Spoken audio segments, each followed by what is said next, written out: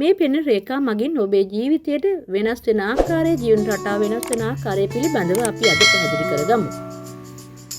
අපි අද බලමු හස්ත රේඛා කලින් කලට වෙනස් වීම මගින් අපේ ජීවිතයේ දිශානතිය වෙනස් වෙන ආකාරය. පිරිමියෙකුගේ දකුණු අතින් සහ කාන්තාවකගේ වම් අතින් පිළිඹවන රේඛා විමර්ශනය කිරීමෙන් පසු ඔහුගේ හෝ ඇයගේ ජීවන තත්ත්වය හා අනාගතයේ මනාව නිරීක්ෂණය කරගත හැකිය. ඔවුන්ගේ මාර්ග තත්ත්වයන් හා ධන සම්පත් ලැබෙන කාලවකවානු ආයුෂ ආදී සියලුම දේවල් නිරූපණය වන කැඩපත මෙම හස්ත රේඛා බව පැහැදිලි කරුණකි. අතක පිහිටි මණ්ඩලයන් බෙදා වෙන් කර ඇති ආකාරයට අපේ ජීවිතවල සුභාසුභ පෙන්눔 කරගත හැකිය. මෙම හස්තයෙන් අපිට පේනවා පළවෙනි අංකයෙන් බුධ මණ්ඩලය. අතේ සුළංගිල්ලට පහළ කොටස බුධ මණ්ඩලය වන්නේය. බුධ මණ්ඩලය මගින් ග්‍රහ ජීවිතයේ බුද්ධියේ ප්‍රකටත්වයේ කටිකත්වයේ විවාහයේ පිළිබඳවද බුධ මණ්ඩලයෙන් පැහැදිලි කරගත හැකි කරුණු ඉදිරිපත් වෙනවා. මෙම බුධ මණ්ඩලයේ ඒ කාලවකවානු වල සිද්ධවන්නා වූ වෙනස් වීම යම් රේඛා පැමිණීම් ආදිය තුළින් අපේ ජීවිත තත්ත්වය වෙනස් විය හැකිය. රවි මණ්ඩලය දෙවැනි අංකයෙන් පෙන්වන්න කරන්නේ රවි මණ්ඩලය. රවි මණ්ඩලය anu හිරු ඉතා රළුය ඉතා උෂ්ණ අධිකය. මෙම රවි මණ්ඩලයෙන් කීර්තිය ප්‍රශංසාව ගෞරව නාමය නම් නාමය දේශපාලන නායකත්වයේ කලා කෞශල්‍ය ඍජු බව මින් පැහැදිලි කරගත හැකිය. ඒ වගේම රවි මණ්ඩලයේ තුලට සියුම් රේඛා පිවිසීම නිසා ජීවිතවල වෙනස් වීම සිදු විය හැකිය. අපට තුන්වෙනි අංකයෙන් හමුවන්නේ ශනි මණ්ඩලය. ඇඟිල්ලට පහළ කොටසේ නිසා අතේ ආරක්ෂාවද ජීවිතය ආරක්ෂාවද ඉන්තහාරු කරන විස්තර හඳුනාගත හැකිය. ශනි යනුවෙන් හඳුන්වන්නේ සෙනසුරු ග්‍රහය. සෙනසුරු හේවත් ශනිගේ උදාවෙන් සස යෝගයේ වැනි ඉතා බලවත් යෝගයන්ට පිවිසීමට පුළුවන්. මෙම කොටස තුල කාලෙන් කාලයට යම් සියුම් රේඛා වෙනස් වීම හා පෙන්වීම කිරීම මගින් ඒ කාල වකවානු වල ධනලාභ, වස්තුලාභ, ආයුෂ, පිරිස් බලය, ජන බලය, සිවිල් බලයද තමා නොදැනුවත්වම හෝ ලැබෙන උසස් වීම ආදියද ලැබෙන බව පෙන්වීම කරන කරුණක්. ඒ වගේම හතරවෙනි අංකයෙන් පැහැදිලි වන්නේ ගුරු මණ්ඩලය. මෙම ගුරු මණ්ඩලය තුලින් පෙන්වීම කරන්නේ තමන්ට ලැබෙන ගරුත්වයයි.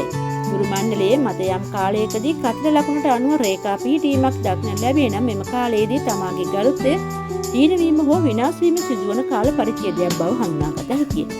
ගුරු ග්‍රහය ඊටම සෞම්‍ය මෙන්ම නිහතමානී ග්‍රහයකි. හංස යෝගයේ වැනි යෝග නාස්ත්‍රයේදී යෙදෙන්නේ ගුරු ග්‍රහයාගෙනි. දබර ඇඟිල්ලට පහළ කොටස ගුරු මණ්ඩලයේ පිහිට ඇත. ගෞරවය පිළිගැනීම, බුද්ධිමත් බව, ස්ථානෝචිත ප්‍රඥාව, අනුශාසකත්වය, රාජ්‍ය බලය ආදීත්වත් මෙම ගුරු මණ්ඩලයේ පරික්ෂා කිරීමේදී මැනවින් හඳුනාගත හැකිය.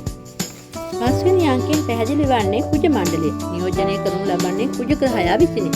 මහපට ඇඟිල්ල කරු අතරින් ගුරුට පහළ වූ කොටස කුජ මණ්ඩලය නමින් හැඳින්වේ. ජීවන ගමනේ එඩිතර බව, ජයග්‍රහණය, ධෛර්යයෙන් නොනැවතී පෙරට යන ගතිය මෙම කුජ මණ්ඩලය මගින් හඳුනාගත හැකිය. ඉන්පසු අපට හමු වෙන්නේ 6 වෙනි මණ්ඩලය. එහෙමත් චන්ද්‍ර මණ්ඩලය. මණික් කටුවට ආසන්න ප්‍රදේශයේ චන්ද්‍ර මණ්ඩලයට අයත් වේ. චන්ද්‍රය anu සඳු යන අරුතයි. සෞම්‍ය යන වක්‍රෝත්තියත් පැහැදිලි වන මෙම කොටස ජීවිතයේ වාසනාවන්ත බව සටහන් කරන ප්‍රදේශයකි. සිත නිවනටත් පැහැදිලි කරගන්නටත් මංගල යෝග උදා වෙන කාලයන් මෙම චන්ද්‍ර මණ්ඩලයේ පරික්ෂා කිරීමෙන් පැහැදිලි කරගත හැකිය. 7 වෙනි මණ්ඩලය කිවි මණ්ඩලය. මාපට ඇඟිල්ලේ මුල සිට පහළ කොටස කිවි මණ්ඩලය ලෙස හැඳින්වේ. කිවි anu සිකුරු ග්‍රහයාට අදාළ බල ප්‍රදේශයයි. කිවි මණ්ඩලයේ නාදරයේ පිළිබඳව අනාවරණය කරගත හැකිය. පෞල් බලය, සිතේ සැහැල්ලු බව, විවාහ ජීවිතය පිළිබඳව පැහැදිලි වන ස්ථානයකි මෙම කිවි මණ්ඩලය. 8 වෙනි අංකයේ කේතු මණ්ඩලය. කේතු මණ්ඩලයේ පිහිටා තිබෙන්නේ අත මැද කොටසේය. මේ කේතු මණ්ඩලයේ වුද ග්‍රහචාරින් දක්වන්නේ මෙම ස්ථානයේ කුජ තලාව ලෙසිනි. මෙම කොටසින් තිරගත වීම, ඔත්පල වීම, එක්තැන් වීම, විශ්‍රාමික සුවය ආදීද පෙන්වීම කරන ස්ථානයකි. කිසිවෙකුගේ වයස අවුරුදු 20 සිට 60 දක්වා කාලය ගෙවන අයුරු පැහැදිලි පෙන්වන මෙම කොටස ධනය, බලය ආදිය පෙන්වයි. 9 වෙනි මණ්ඩලය රාහු මණ්ඩලය. රාහු මණ්ඩලයේ පිහිටා තිබෙන්නේ චන්ද්‍ර මණ්ඩලයටත් බුධ මණ්ඩලයටත් අතරතුර කොටසයි. ඉතා බලවත් කුජ මෙන්ම රාහු නාමික ග්‍රහයෙකු ලෙසින්ද ඉතා බල සම්පන්නව මෙහෙවරක යෙදෙන ස්ථාන ලෙසින්ද මෙය හඳුන්වයි. දරු සෙනෙහස, විදේශ රැකියා, අධ්‍යාපනයේද, කාර්මික ඥානයේද ආදී පිළිඹවන ස්ථානයේද මේ වන්නේය. මෙම මණ්ඩල 9 හොඳින් පරීක්ෂා කිරීමේදී අපේ අතම අපට බලාගත හැකි යම් කාල සීමාවලදී මෙම මණ්ඩලවලට පිවිසෙන සියුම් රේඛා මගින් අපට අවබෝධ කර ගැනීමේ හැකියාවක් තියෙනවා. අපට ලැබෙන වාසනාවන්ත කාලයක්ද අවාසනාවන්ත කාලයක්ද කියන කාරණේ. යම් කිසි හේතුවක් මත මෙම මණ්ඩලවල යම් කතිර වැටෙනවා නම් එම අවස්ථාවේදී අපි අවබෝධ කරගත යුතුයි අපේ එම මණ්ඩලවලට යම් කිසි රවි බුධ ගුරු කියන මේ මණ්ඩලවලට යම් කිසි අපටයුතු කාල සීමාවක් පැමිණෙන බවත් ඒ ජීවිතයට බලපාන ආකාරය සිද්ධ වෙන බවත් අපට අවබෝධ කරගත හැකිය. මේ රූප සටහනින් පෙන්වුම් කරන්නේ කෙනෙකුගේ ආයුෂ පෙන්වුම් කරන සටහනකි. මෙම රේඛාවේ ආයුෂ බෙදී ඇති ආකාරයට අනුව ඒ වර්ෂවලදී ආයුෂ රේඛාව නොපෙනෙන්නේ නම් ආයුෂ එතනින් අවසන් වන බව පැහැදිලි වේ.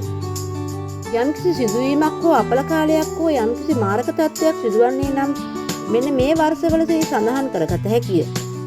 අවුරුදු 70 දක්වා වූ කාලයේදී අපේ ජීවිතයේ මේ ආයුෂ රේඛාව යම්කිසි තැනකින් කැඩී පවතිනවා නම් එතනින් ජීවිතය අවසන් වන බවද පැහැදිලි වේ. මෙම රේඛා සටහනෙන් පෙන්වුම් කරන්නේ ශීර්ෂ රේඛාවයි. ජීවන රේඛාවේ අවසාන කොටසින් ආරම්භ වී ඉහළ කුජ කලාවතිස්ස ගමන් ගන්නා රේඛාව ශීර්ෂ රේඛාවයි. මෙම රේඛාව විවිධ ආකාරවලින් පිහිටා තිබීම නිසා ඒ කාලවලදී ප්‍රතිඵල ලැබෙන බව දත යුතුය. ශීර්ෂ රේඛාව ජීවන රේඛාව සමග බද්ධ වී පැවතීම විශේෂ ලක්ෂණයකි. එසේ බද්ධ වී පවතින්නේ ඔහු වඩාත්ම සිය ජීවිතය සමග රැඳී බැඳී සිටිනා හේයිනි. තණ්හාව ආසා පටලයක්සේ ජීවිතය හා මනස බැඳී පැවතීම මෙහි සුවිශේෂීත්වයයි. එය සමහර අත්වලදී ශීර්ෂ රේඛාව ජීවන රේඛාවට වඩා උඩින් ආරම්භ වී තිබෙනු දක්නට හැකිය. එබඳු විශේෂත්වය අතක් තේන්නේ මෙම තැනැත්තා කුඩා තැනකින් ජීවිතය ආරම්භ කර ඉතා උසස් ලෙස ජීවිතය ගත කිරීමට නිමිත වූ කෙනෙක්ගේ අතක පිහිටි රේඛාවක් මේ විදිහට දැක්කත හැකියි. එබඳු අය ආත්ම අතකාමීය තනිය හැසිරීමට කැමතිය. මුදල් පරිහරණය පරිවේශමෙන් සිදු කරයි. ආසාවන්ට වහල් වී ඉන්ද්‍රයන් පිනවන්නට නොයයි. ධාරණ ශක්තිය ඇති තැනැත්තෙකි. යමක් කරන්නට පෙර දෙවරක් සිතා බලන්නා වූ තැනැත්තෙකුගේ රේඛා සටහන් මේ විදිහට දක්නට හැකිය. මෙම රේඛා සටහනින් පැහැදිලි වන්නේ ශීර්ෂ රේඛාව පහළට නැමුණු ස්වභාවයකි. මෙවැනි අතක් පීඩ තැනැත්තෙක් තම ජීවිතය ගෙන යාමේදී බොහොම ප්‍රවේශමෙන් සහ ආරක්ෂාකාරීව තම ජීවිතය ඉදිරියට ගෙන යා යුතුය. ශීර්ෂ රේඛාව උඩ අතර නැමුණු ආකාරයක් මෙම රූප සටහනෙන් පෙන්වුම් කෙරේ. මේ බඳු රේඛාවක් තිබෙන විට ඉතාම හොඳ බැව් මෙන්ම සුදු බැව් වටහාගත යුතුය. ඒ බඳු රේඛා පීඨ ඇති අය නිර්ලෝභීය. ත්‍යාගවන්තය හොඳ හිතක් ඇත්තේය. අව්‍යාජය වරද දුරු තැන කිපෙන ගතිය ඇත්තේය. සාමාන්‍ය ඍජු තීරණ ගන්නා බව පැහැදිලි වේ. මේ බඳු ආකාරයේ වෙනස් ශීර්ෂ රේඛාවක් තිබෙන තැනැත්තෙක් බොහෝම නිර්භීතව තමන්ගේ ජීවිතය පවත්වාගෙන යන ආකාරය පැහැදිලි කරගත හැකියි. මෙම රූප සටහනෙන් පෙන්වුම් කරන්නේ ජීවන රේඛාව මුදුනේ සිට බුධ මණ්ඩලයේ හෝ ඉහළ කුජ තලාව දක්වා ඍජුව පිහිටි ශීර්ෂ රේඛාවකි. මෙබඳු අත් ඇත්තෝ කාමාශාවන්ට කැමැත්තක් නොදක්වති. එහෙත් බොහෝ කපටිකම් දන්නා කෙනෙකි. කෙනෙකුට නොරැවටෙයි. මිල මුදල් වලට ආසා කරයි. සිය පවුලට ඇලුම් කරයි. වෙස් මාරු කිරීමට දක්ෂතාවයක් ඇත. චිත්ත පෞරුෂයක් ඇත. කියන දේ කරන දේ කියන ගතියක් ඇති තැනැත්තෙක්ගේ රූප සටහනක් අතක සටහනක් මේ විදිහට දැකගත හැකිය. මේ රූප සටහනෙන් පෙන්වුම් කරන්නේ කෙනෙකුගේ අතක හෘද රේඛාව මැද ඇඟිල්ලට වැටි ඇති ආකාරයකි. මෙවැනි මැද ඇඟිල්ලට වැටි ඇති රේඛාවක් ඇති පුද්ගලයෙක් ඉතාමත් ප්‍රෞಢ කෙනෙකි. සාමාන්‍යයෙන් අහංකාර ගති ඇති පාලනයේ දක්ෂ එඩිතර චරිතවත් සැමියාට හෝ බිරිඳට උසස් ලෙස ආදරය කරන චරිතයක් පෙන්වුම් කරයි. මෙවැනි අත්ලයක් තියෙන කෙනෙක් ඉතාමත්ම වාසනාවන්තයි. අද අපි රේඛා කීපයක් පිළිබඳව අපේ අතේ පිටලා තියෙන ආකාරය පිළිබඳව පැහැදිලි කරගත්තා. ඉන් අපේ ජීවිතේ ලැබෙන දේවල් පිළිබඳවත් නොලැබෙන දේවල් පිළිබඳවත් වාසනාව අවාසනාව පිළිබඳවත් පැහැදිලි අවබෝධයක් ලබා ගත්තා. ඉතිරි පාඩම් වලදී ඉදිරි රේඛාවන් පිළිබඳව මම ඔබට ඉදිරිපත් කරනවා. ඔබේ අත බලා ගැනීමට අවශ්‍යතාවයක් තියෙනවා නම් ඔබේ අතේ රූප සටහනක් WhatsApp මගින් මගේ WhatsApp අංකයට යොමු කරන්න. ඔබේ අතේ ඇති රේඛා පිළිබඳව අවබෝධයක් ලබා ගැනීමට අවශ්‍ය නම් පහළ ඩිස්ක්‍රිප්ෂන් එකේ දාලා තියෙනවා මගේ WhatsApp අංකයට පණිවිඩයක් යොමු කරන්න.